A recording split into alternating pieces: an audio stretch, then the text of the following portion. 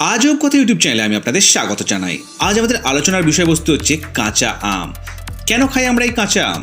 কি আছে এতে? শুধুই কি স্বাদ, না কোনো কাজেও লাগে এই কাঁচা আম? সব কিছু নিয়ে হবে আজ আলোচনা। তার আগে বলে রাখি, যদি ভিডিওটা ভালো লাগে অবশ্যই লাইক করবেন, আর চ্যানেলটা যদি এখনও সাবস্ক্রাইব না করে থাকেন অবশ্যই সাবস্ক্রাইব করে নেবেন। কাঁচা আম বা আংশিক পাকা আম ভিটামিন সি, ভিটামিন এ এবং পটাশিয়ামের মতো পুষ্টিগুণে সমৃদ্ধ।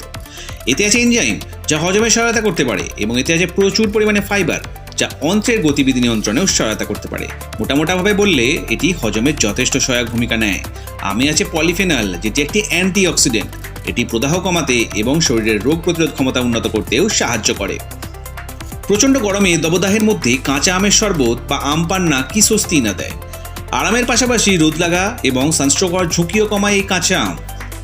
কাঁচা আমে থাকে কম গ্লাইসেমিক সূচক, সেই কারণে এটি ডায়াবেটিস রোগীদের জন্য একটি ভালো বিকল্প। উপরন্তু কাঁচা আমে কম ক্যালোরি এবং উচ্চ ফাইবার থাকার দরুনে ওজন হ্রাস করতেও এটি যথেষ্ট উপকারী বলে বিজ্ঞানীরা মনে করেন।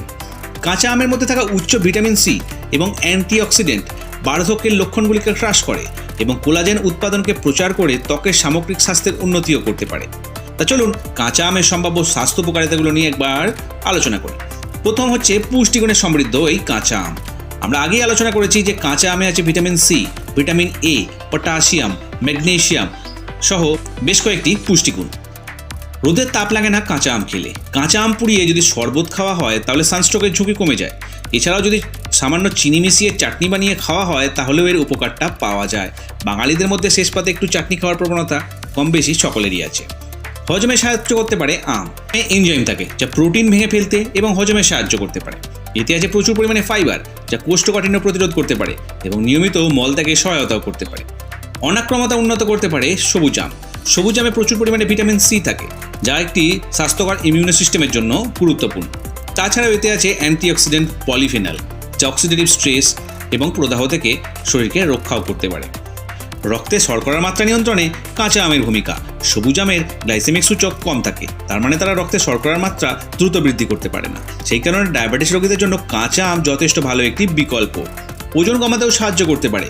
সবুজ আমে ক্যালোরি কম থাকে এবং ফাইবার বেশি থাকে, যা পেট ভরিয়ে দেয় কিন্তু সামগ্রিক ক্যালোরি গ্রহণ কমাতে সাহায্য করে। কিন্তু পাকা আমের ক্ষেত্রে ঠিক এর উল্টোটা। পাকা আমে থাকে প্রচুর পরিমাণে ক্যালোরি, তাই বেশি পরিমাণে যদি আম খাওয়া হয় তাহলে ওজন বৃদ্ধির সম্ভাবনা কিন্তু একেবারেই উড়িয়ে দেওয়া যায় না। ত্বকের সামগ্রিক স্বাস্থ্যে কাঁচা আমে যথেষ্ট একটা ভূমিকা আছে। তার কারণ হচ্ছে কাঁচা আমের মধ্যে থাকা ভিটামিন সি এবং অ্যান্টিঅক্সিডেন্ট। এগুলি ত্বকে বার্ধক্যের লক্ষণগুলি কমাতেও সাহায্য করতে পারে এবং কোলাজেন উৎপাদনকে উন্নত করে ত্বকের স্থিতিস্থাপকতা উন্নত করতেও সহায়তা করতে পারে। সামগ্রিকভাবে কাঁচা আম উন্নত হজম, বর্ধিত অনাক্রমতা, রক্তে শর্করার নিয়ন্ত্রণ, ওজন কমানো, ত্বকের স্বাস্থ্যের উন্নতি ইত্যাদি স্বাস্থ্য সুবিধা প্রদান করতে পারে। তো বন্ধুরা, এই ছিল আমাদের আজকের আলোচনার বিষয়বস্তু।